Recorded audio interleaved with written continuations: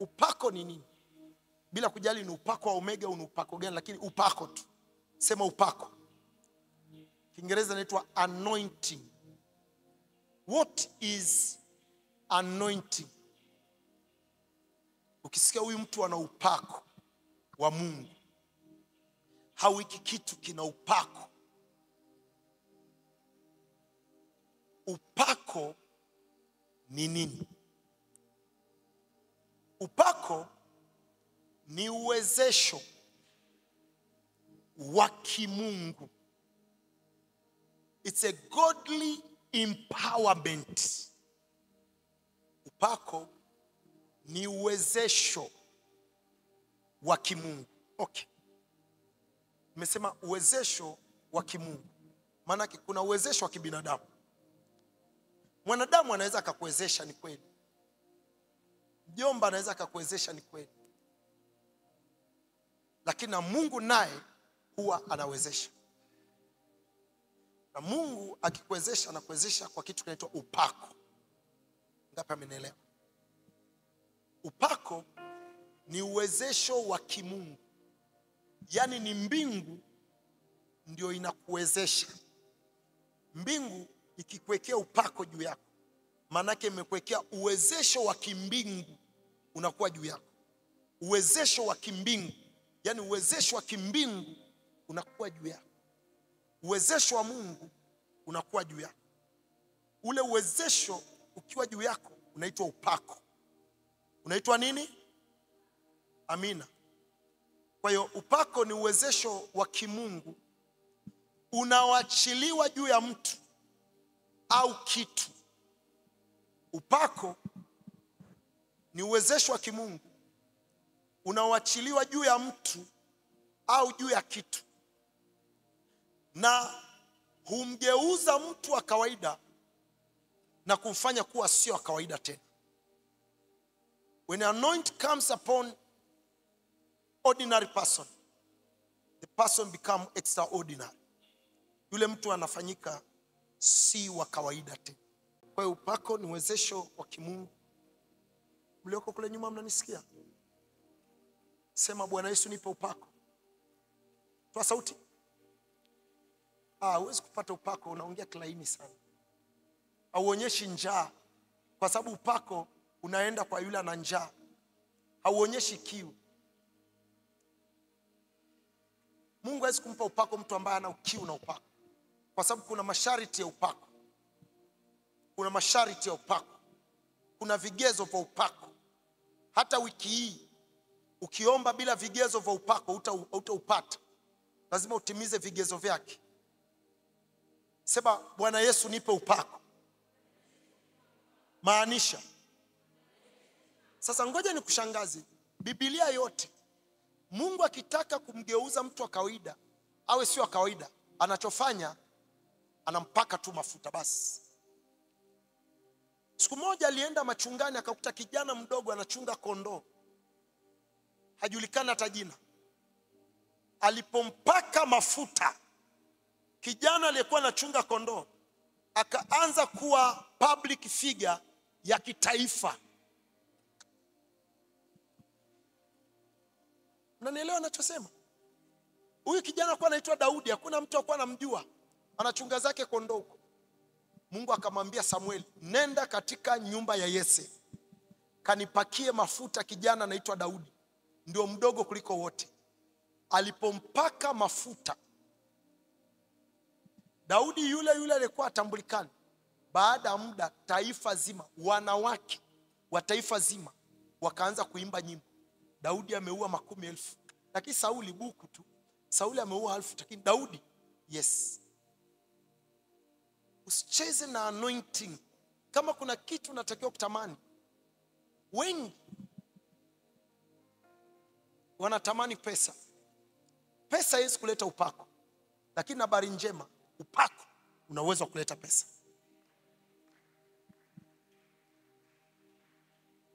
When you have anointing, mfano Mungu akachilia anointing ya biashara juu yako, kwa sababu kuna upako wa biashara.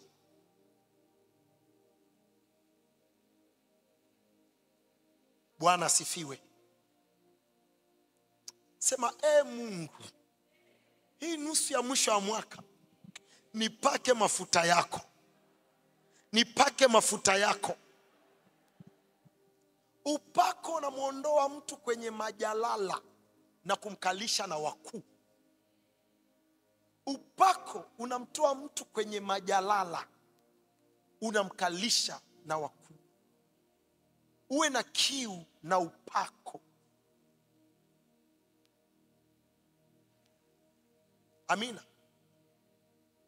Sasa huo upako ni nini? Nimekwambia ni uwezesho wa kimungu. Anauachilia juu ya mtu au juu ya kitu. Alafu huo upako unamgeuza yule mtu au hicho kitu ambacho kilikuwa cha kawaida kinakuwa tena si cha kawaida. Upako unaweza ukakaa juu ya mtu. Upako unaweza ukakata juu ya kiti. Upako unaweza ukakata juu ya ardhi. Upako unaweza ukakata juu ya hii mic. Ila ukishakaa juu ya hii mic, huwezi kulinganisha hii mic na mic zingine. Naweza nikaishika hii mic, upako kaa juu yake, nikikupatia hivi, ukashika ukishangaa unatetemeka unaanguka. Lakini ukipoa zingine asifanyi. Kwa sababu gani? Hii upako ulikuwa umekaa juu yake.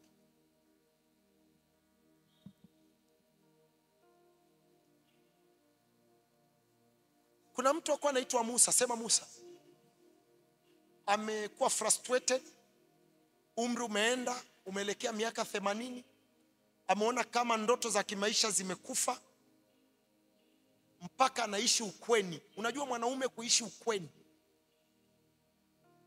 hivi naelewa ilivyo mbaya. Wangapi wasema mbaya? Sema kama mama harakati sema mbaya. Mbaya sana. Na kama uko mwanaume hapa unaishi ukweni, toka huko haraka. Toka. Yaani umeoa hapa funakaa hapo hapo kwa baba mkwe. Kwanza baba mkwe atakudharau. Utaona una akili. Sasa sijasema Musa kwa ana akili. Ila nimesema kuishi tu ukweni. Unaweza kujua huyu jamaa kweli mambo yalikuwa shamchanganya. Mambo yalikuwa yashafanya nini? Baba mkwe akaona sasa wewe ulioa binti yangu utakuwa unachunga kondoo, mbuzi. Asubuhi uamke na mbuzi. Katika kuendelea na kuchunga kwake mbuzi, Mr. Godlove, ili wachunge mbuzi na kondoo inabidi akakata mti, akakata fimbo ya mti. Akakata tu fimbo.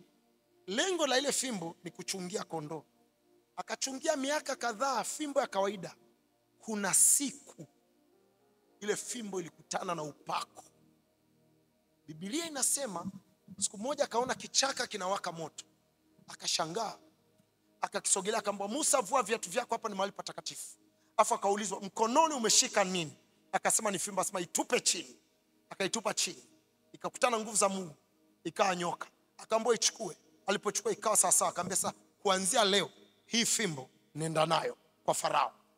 Fimbo aliyoikata kwenye mipera, fimbo aliyoikata kwenye michongoma ilikuwa ya kawaida. Siku ilipokutana na upako, hiyo fimbo ilikata bahari ya Shamu.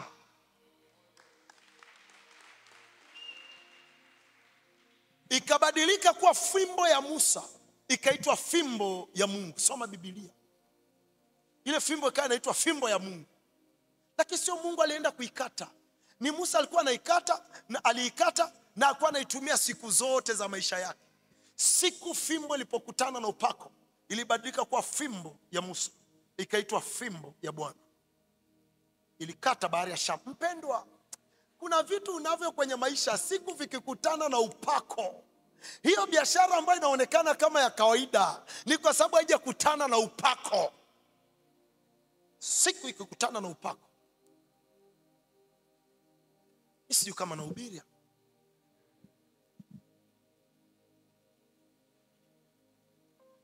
Upako unakalia vitu, unakalia mtu. Zeze lile lile, kinubi kile kile ambacho Daudi alikuwa anapiga akiwa machungani, kujiliwaza yeye na kuliwaza kondoo.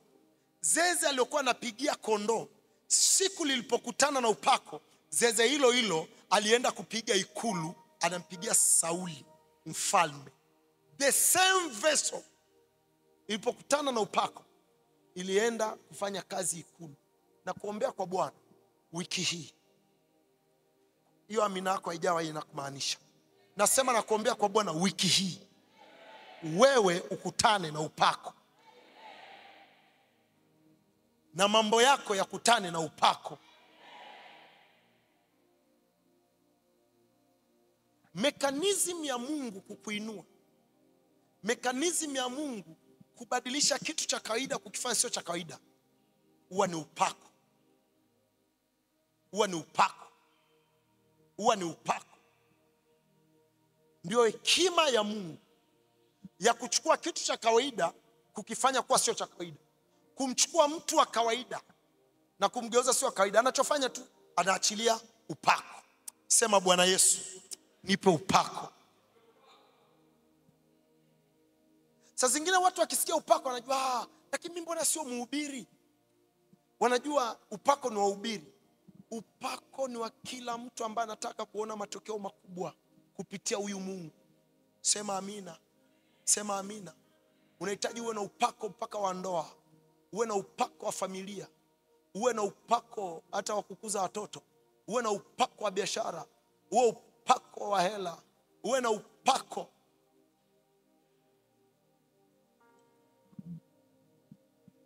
Kilichofanya Esther chaguliwe na mfalme hakuwa mzuri kuliko wadada wengine.